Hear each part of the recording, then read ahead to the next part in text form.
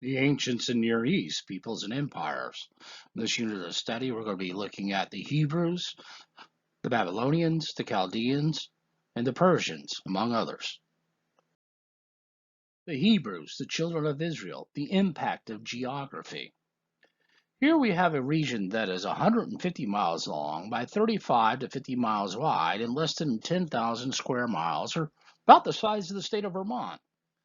It doesn't have a harbor, has insufficient rainfall, no economic resources except for the rich plain of Ashkelon, and advantages locations on the east-west trade routes. However, the central location could present impediments since it also brought migrations and invasions by other nations.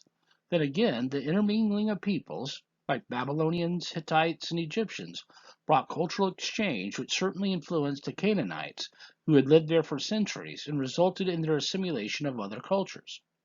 These original inhabitants carried on agriculture, trade, iron, and a writing system, adapted the laws of Hammurabi and the Babylonian religion, which was cruel, sensual, and included human sacrifices and temple prostitution.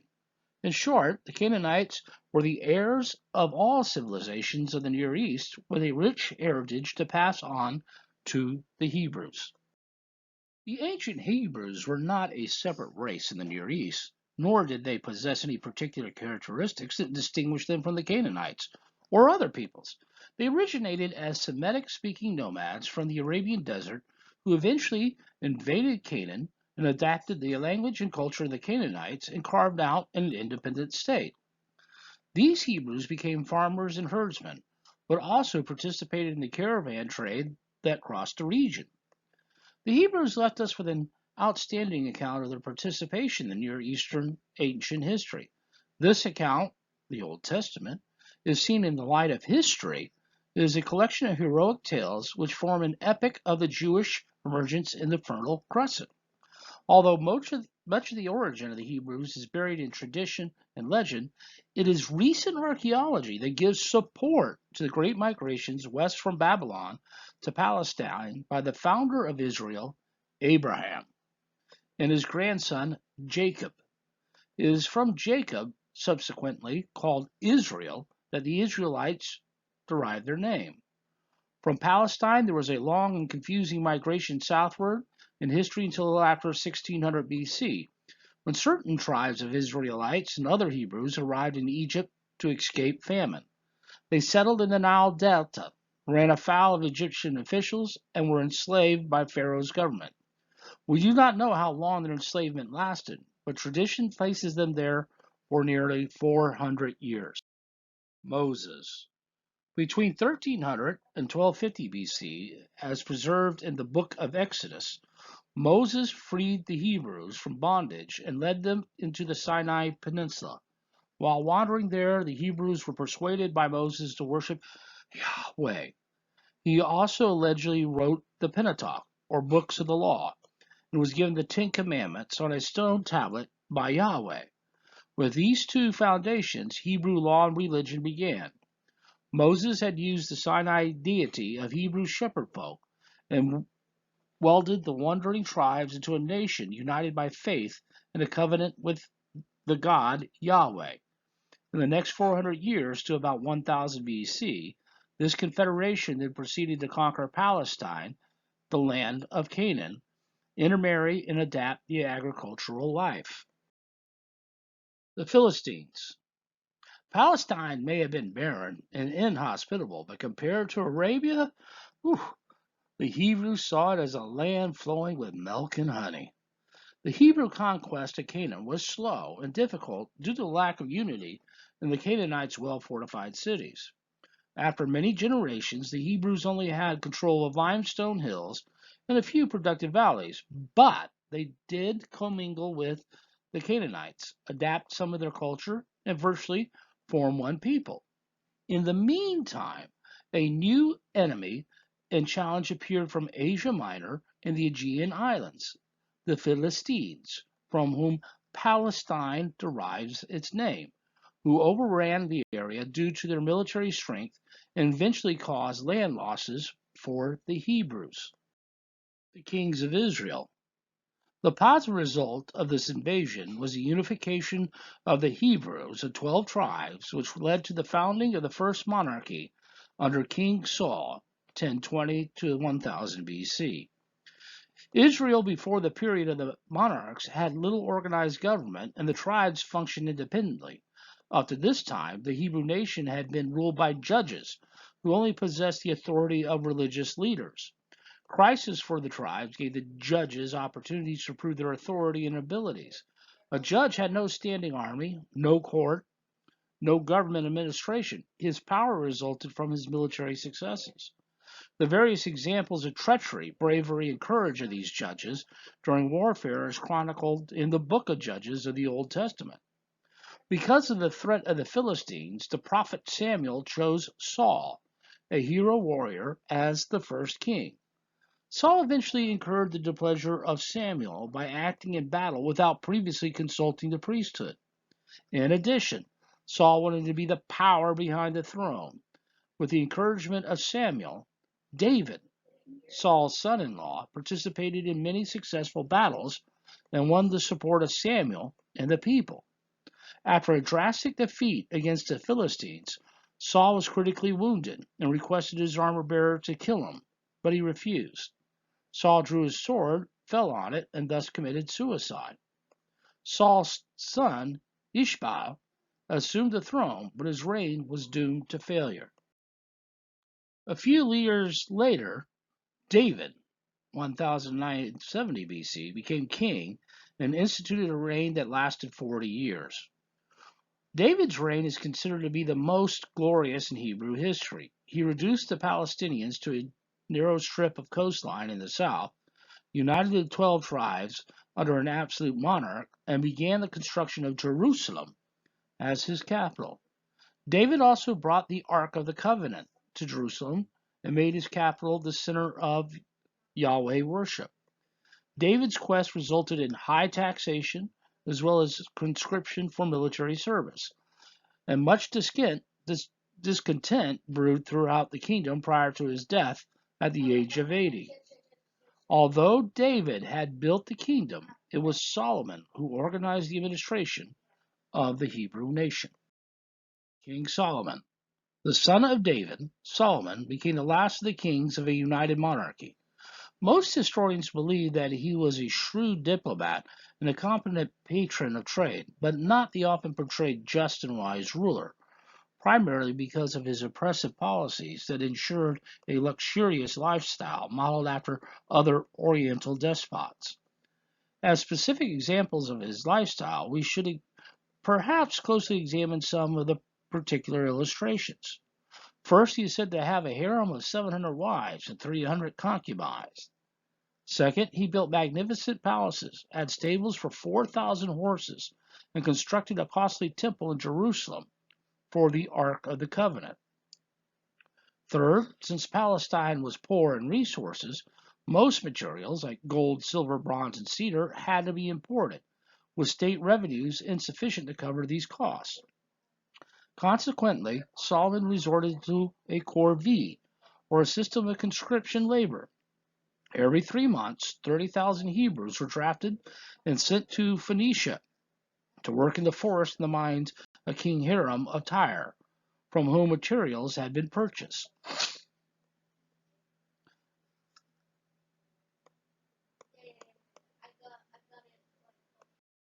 The divided kingdom.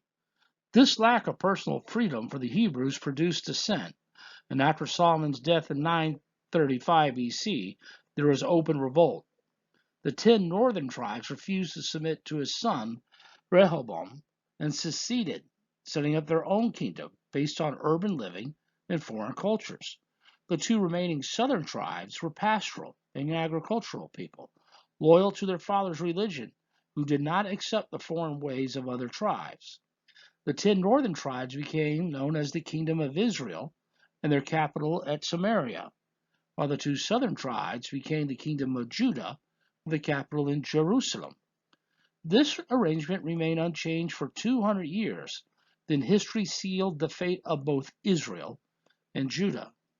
In 722 BC, the kingdom of Israel and the Hebrews were conquered, scattered and absorbed by the Assyrian Empire. The kingdom of Judah survived for 100 years more, but in 586, the kingdom of Judah was overthrown by the Chaldeans under Nebuchadnezzar. Jerusalem was plundered, burned, and the Hebrews were taken into captivity in Babylon. Spiritual dimensions of Israel. Religious beliefs and spiritual perspectives of the Hebrews originated over time. In the pre-Mosaic reign to 1100 BC of the Hebrew religion is followed animism, the worship of spirits, in form of magic, necromancy, imitative magic, and scapegoat sacrifices.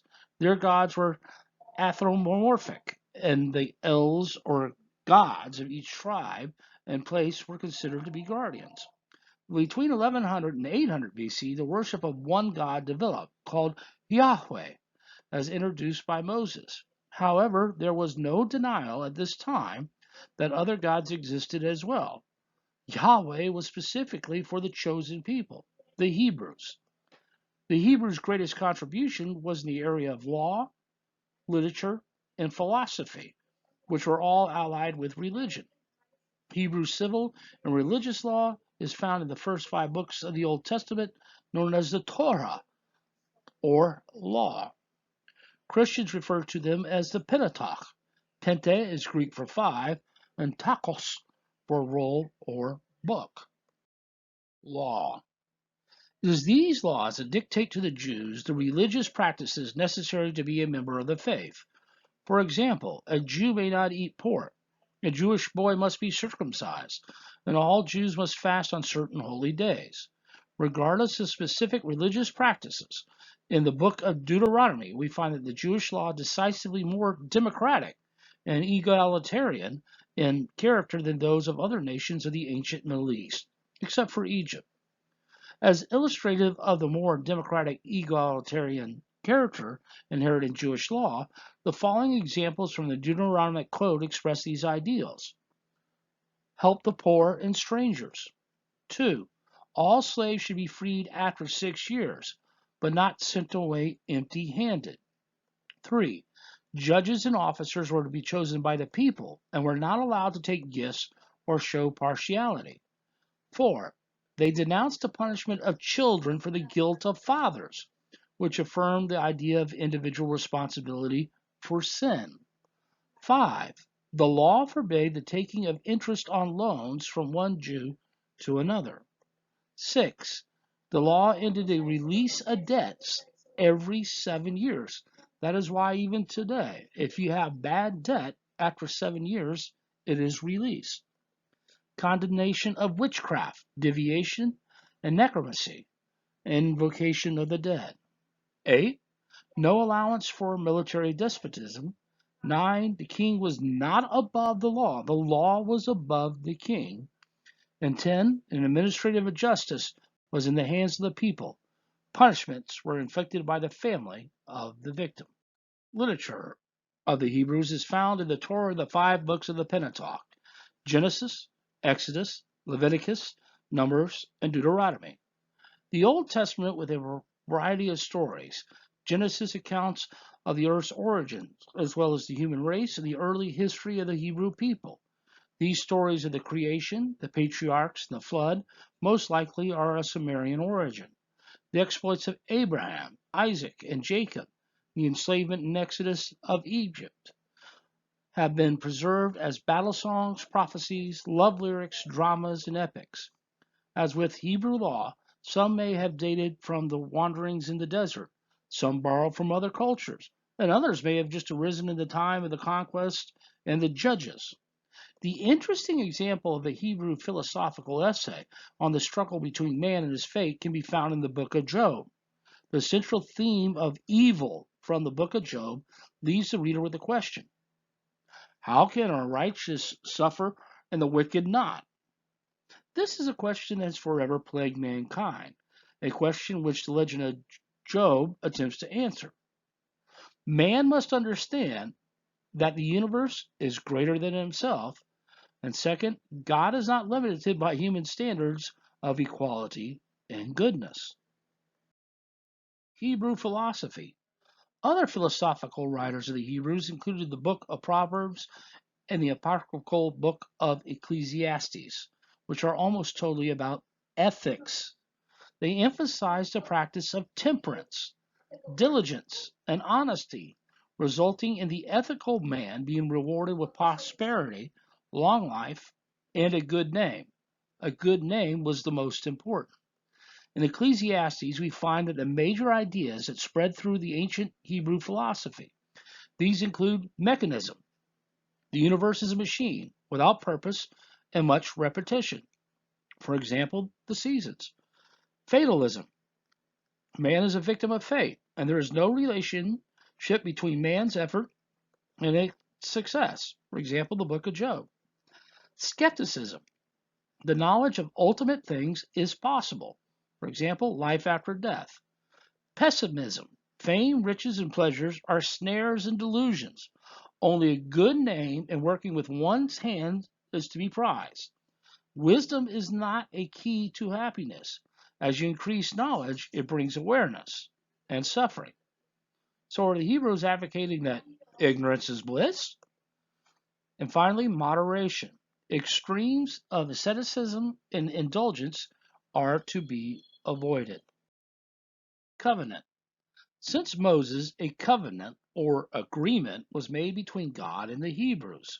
As long as the Hebrews obeyed God through his 10 commandments and laws, he would promise to protect them. Between the 8th and 7th century BC, the Hebrews were worshiping other gods and thus breaking their covenant with Yahweh. The Hebrew prophets warned the Israelites of God's displeasure and that he would bring wrath and misfortune upon them. Specifically, the prophets Amos, Hosea, Isaiah, and Micah demanded religious reforms and the restoration of ancient purity, and the emphasis on the following basic doctrines: monotheism, belief in one God; Yahweh is the exclusive righteous God; purpose of religion is chiefly ethical; Yahweh cares nothing for ritual or sacrifice; and Hebrew religion's main purposes were social and ethical for abating man's inhumanity toward man. Additionally, this stage of Hebrew religious development reflected little of spiritual character or otherworldliness. There was no belief in heaven or hell, or in Satan as an opponent of God. The dead went to Sheol to linger there for time in the dust and gloom, and then just disappeared. The Babylon captivity. After the release from captivity by Cyrus the Great, the Hebrews were subject to Persian control between 539 to 300 BC, which further influenced changes in the Hebrew religion. The Persian contribution came about through the religion of Zoroastrianism, which appears to have caused the Hebrew religion to include, first, a belief in Satan and labeling Satan as the cause of evil; two, a belief in a spiritual savior; 3. The belief in the resurrection of the dead. 4. Belief that salvation was more important than enjoyment in this life. And 5. The idea of a revealed religion, as in Christianity and Islam, with various books of the Old Testament being dictated by Yahweh to particular followers. As has already been discussed, Hebrew law, philosophy, and religion did not develop in a vacuum. Hebrew law was essentially based on old Babylonian origins with modifications. Hebrew philosophy was partly Egyptian and Greek. More specifically, the book of Job probably came from an old Babylonian drama of similar characters and thought. Nevertheless, Hebrew culture reflects a long development of their views of man, society, and God, a development which is so well expressed in the Bible, which has been an inspiration for many nations and peoples of various persuasions. Influence on Western civilization. We cannot underestimate the contribution the Hebrews have made to the growth of Western civilization, which is a great link between the Near East and the West. More specifically, we must not forget to credit the following to the Hebrews. First was the 10 Commandments, which was an ethical code. Second, the stories of creation and the flood. Third, concept of God as a lawgiver and judge. Fourth, conception of moral behavior, and political theory that influenced nations which followed the faith of Calvinism. 5. Belief in one God, monotheism. Belief in sin, a concept of an afterlife, heaven and hell. Universalism, one universally community under God. Social justice and the worth of the individual. 2/3 of the Bible comes from the Hebrews. A limited government and sovereignty of law. The social structure of the Hebrews. Men of rank and influence were officials of the king, military officers, civil officials, and governors. Although servants, they still held important positions. The people of the land were a body of free people having basic civil rights, income from the land, and crafts. Commerce by foreigners were conducted until the diaspora, when the Jews were scattered around the ancient world.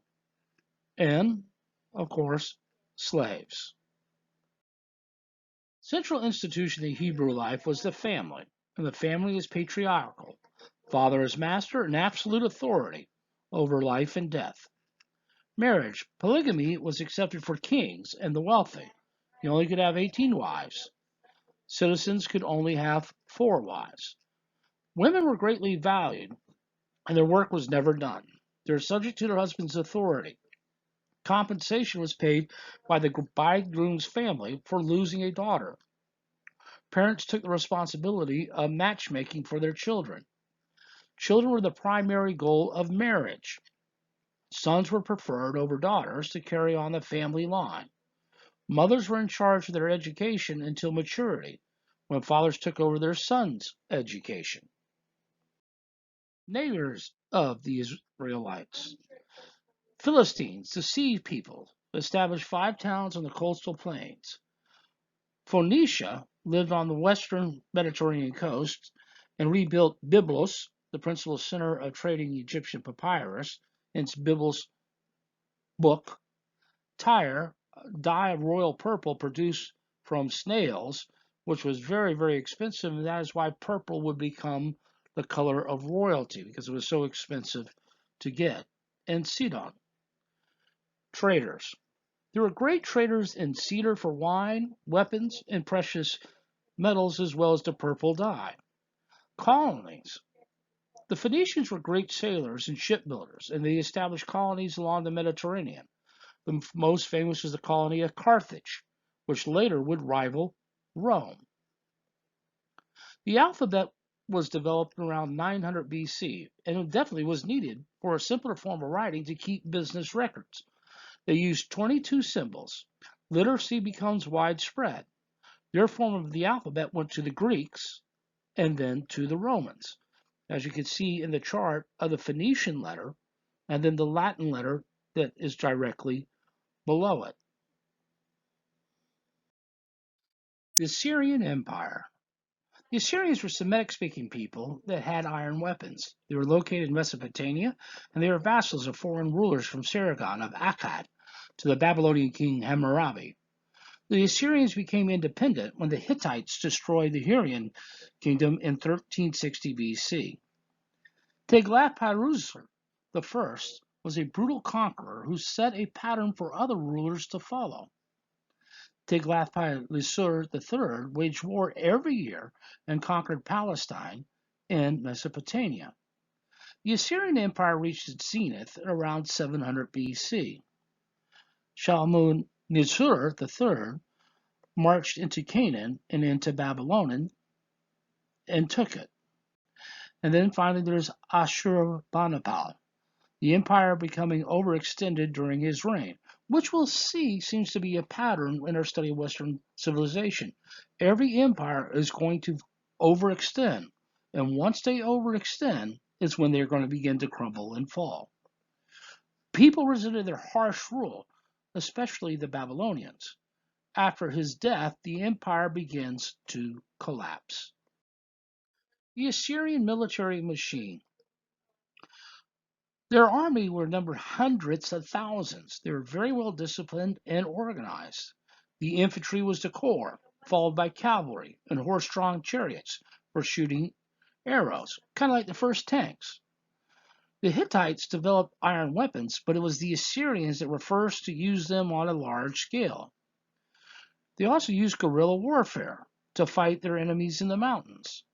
They employed siege tactics such as battering rams and sappers that were used to dig under the walls to cause them to collapse. They cut off supplies to the cities to cause starvation. Terror tactics of unspeakable cruelty were usually reserved for those who rebelled from the empire.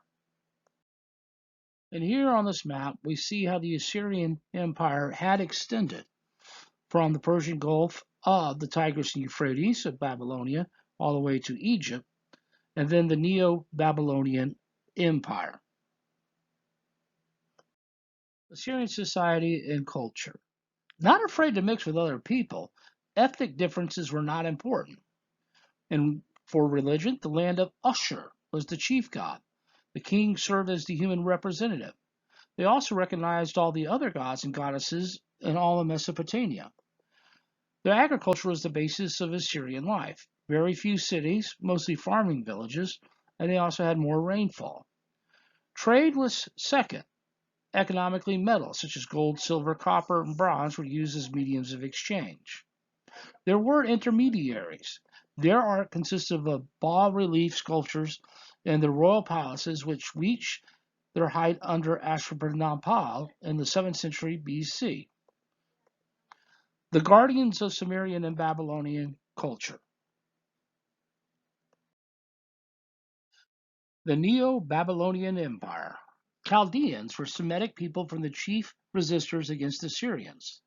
King Nabopolassar I would join forces with the Medes to capture the capital of Nineveh in 612 BC. Nebuchadnezzar would defeat all the Assyrians and Egyptian control of Palestine and Syria. He destroyed Jerusalem and began the Babylonian captivity of the Judeans. Prosperity was based on lush agricultural lands, lucrative trade routes, and textiles and metal industries. Babylon became the center of the empire. The Hanging Gardens became one of the 7 wonders of the ancient world to satisfy his wife from Media who missed the mountains. Nabonidus was the last king of the Chaldean dynasty. He would be conquered by Cyrus the Great. The Persian Empire. Indo-European speaking people who lived in the southwestern Iran, nomads ruled by petty kings, united under Achaemenid. The Persians were Indo-Europeans whom we know as the Medes, and the Persians appeared on the Iranian plateau about 1800 BC. The Medes settled in the Zagros Mountains in the north, while the Persians occupied an area along the Persian Gulf. Little is known about these early people, and then around 550 BC, the Persians under Cyrus conquered the Medes, the first satrapy province. Cyrus would take the following titles: King of all, Great King, Mighty King, King of the land of Summer and Akkad, King of the Four Realms, King of the Cambyses, the Great King, King of Akron, Lydia, and the Chaldean Empire. When Cyrus took Babylon, he freed the Hebrews from captivity and allowed them to return to Palestine. He actually helped them to rebuild Jerusalem. From 538 to 530 BC, Cyrus consolidated his empire, constructing forts against nomadic incursions. He restored temples and conquering lands and permitted religious toleration. He also used native peoples as government officials in their own states. And unlike the Assyrians, he had a reputation for mercy. And what is interesting, he conquered some of these villages and cities by just showing up, because the people had heard before how he would be very merciful. And they figured if we're going to lose, we might as well not get killed in doing it and save our lives. Cyrus would end up dying from wounds fighting Scythian tribes on the northern frontier in 529 BC. Persian culture was mostly adapted from earlier civilizations such as Mesopotamia, Egypt, Lydia, and northern Palestine. However, the Persians were also diffusers of culture as they expanded their empire. For example, they spread the knowledge of Lydian coinage throughout Western Asia. From the residencies of Darius and Xerxes at Persepolis, their capital, we can see the imitated raised platform, terrace buildings in Mesopotamia, winged bulls of Assyria, colored glazed tiles of the Assyrians, and the adopted column and colonnades, as well as the use of palm and lotus designs from Egypt, in addition to fluted columns from Greece. All architect was secular and primarily devoted to the royal palaces. Cyrus was succeeded by his incompetent son, Cambyses II. Although Cambyses conquered Egypt in 525 BC, he was recalled home to deal with internal riots. Unfortunately, on his way through Syria, he either died accidentally or was murdered. A rebellious priest, Wamata, pretending to be the younger son of Cyrus, seized power for a period of 7 months. A distant cousin of Cambyses, Darius, seized control of the army, killed the pretender to the throne, and proceeded to suppress revolts all across the empire. Darius sent a military expedition to India, crossed the Hellespont, and conquered coastal Thrace and oppressed the Ionian Greeks in Asia Minor by levying tributes as well as requiring military service. This enraged Athens and would result in the Persian Wars, which we would discover in the next unit of study. Darius was an organizer and an administrator. He initiated a system of centralized rule by an absolute monarch without a constitution or principles of justice to limit his authority. However, in practice, he was subject to and had to defer to chief nobles and pay regard to the ancient customs and traditional laws. Darius gave the Persian Empire a government form which lasted until it was overthrown by Alexander the Great in 330 BC. Furthermore, he also built a new and auspicious capital at Persepolis and gave the Hebrews more funds to complete the rebuilding of Jerusalem. Here we see the extent of the Persian Empire.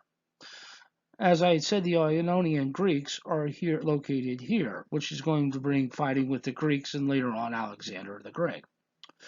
What the Persians also would complete, and we'll go into further detail, is this royal road, which would connect the entire empire, and it was very well built, which leads to future empires to realize, if we're going to have a good empire, want to last a long time, we need to build some very good roads.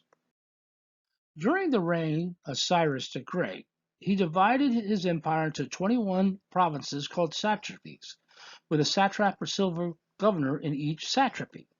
The satrap had control of civil law, but not the military organization. Military powers were given to the commander of the local provisional garrison. In addition, there was a secretary who examined the mail for any signs of disloyalty of the satraps, an official referred to as the eyes and the ears of the king, who inspect and conduct a local government in the satrapy as well as acting as the intelligence gathering agent of the king. Even though the later Persian kings failed miserably as rulers, the same monarchs did not leave a network of roads which aided the administration's communication system and transfer of the military forces in times of crisis. The Royal Road, which was pointed out in the previous slide, measured some 1,600 miles, connecting Susa to Sardis, and was certainly an achievement for any monarchy. One could travel day and night in the 7 days and complete the 1,600 miles because the road was well maintained and supplied with fresh horses. The last 150 years of the Persian Empire was characterized by assassinations, revolts by provisional governors, and barbarian invaders. Why did such a great and well-organized empire eventually succumb to failure? For starters, there was dissension among the citizens against conscription into the army. Additionally, the average individual was precluded from holding office in the government and was required to pay heavy tribute to the monarchy. The result? Insurrections, which allowed Alexander the Great's victory in 330 BC. Their army consisted of the Immortals. This was 10,000 cavalry and infantry that always numbered 10,000. They were the elite. And they were called the immortals because they didn't seem like they would die. What would happen if one of them died or was wounded in battle? Another quickly replaced it. So when the enemy faced it, they felt as though, oh my gosh, we can't defeat these guys. They're immortal. The navy consisted of Phoenicians, Egyptians, Anatolians, Ionian Greeks. The Persians themselves did not have a naval force. Zoroastrianism. Persian religion was based on the teachings of Zoroaster, who experienced revelation. It caused him to be revered as a prophet of the true religion, making it a revealed religion. Only Judaism, Christianity, and Islam are the other revealed religions. Scholars don't know Zoroaster's original teachings, since the sacred book Zend-Avesta was not written down until the 3rd century AD. The Zoroaster spiritual message of monotheism, where Ahura Mazda was the only god. It was the supreme deity who brought all things into being. And according to Zoroaster, humans should aspire to good thoughts, right, and piety. At the beginning of the world, Ahura Mazda was opposed by Hanuman, and Ahura Mazda gave humans free will, the power to choose between right and wrong. There would be a last judgment at the end of the world to separate the good and the evil. A person who performed good deeds would achieve paradise, and the soul of the person performing evil would be thrown into the abyss. Zoroastrianism was spread out due to the great kings of Persia, and soon the Persian religion returned to polytheism. And Mithra was the sun god that came to be a helper of Ahura Mazda. The Persians believed that Mithra was born of a rock in front of shepherds who brought him gifts. Then Mithra subdued all living creatures and made them useful for mankind. In addition, Mithra concluded a compact with the sun to aid agriculture by subduing and killing the bull, and from the remains producing herbs, grains, and other plants valuable to the man. The legend of Mithra pronounced that he died, rose again, and gave mankind his blood as a drink that would confirm immortality. And so ends our unit of study of the ancients of the Near East.